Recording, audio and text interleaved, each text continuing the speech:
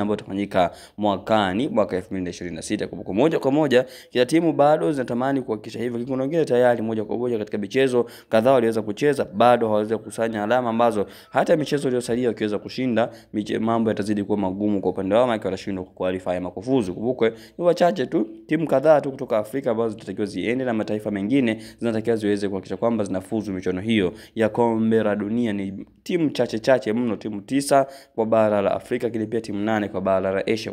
Kwa moja bado tunazidi kuona kwamba timu zinaendelea kupambana kuhakikisha kwamba bado kama timu na nafasi ya kuhakikisha kwamba inafuzu katika michuano. Lakini moja kwa moja sisi tuko hapa kwa ajili ya kuhakikisha kwamba haupitwi na matukio na matokeo mbalimbali ambayo yataendelea katika michezo hiyo, na dakika zote 90 sisi tuko hapa kwa ajili ya kuhakikisha kwamba unapata taarifa zote ambazo zinahusu michezo hii ambayo inaendelea kulindima katika viwanja tofauti. Kwa wale ambao tayari wameshagusa alama ya subscribe na kujiunga na kuwa wanafamilia wa Hashim Online TV, nadhani wao wamekuwa mashahidi kwa sababu hawapitwi na taarifa nyingi ambazo zinahusu michezo, ingawa si zote lakini nyingi. Kwa wakati tunavyoweza kuzipata tunazidi kuziweka kwa moja kwa moja. Kwa wale ambao bado hawajafanya hivyo, basi hakikisha umegusa alama subscribe kisha kwamba katika michuano hii iweze kubaki na michuano ambayo itaendelea baada ya michuano hii ya kombe la dunia unazidi kuwa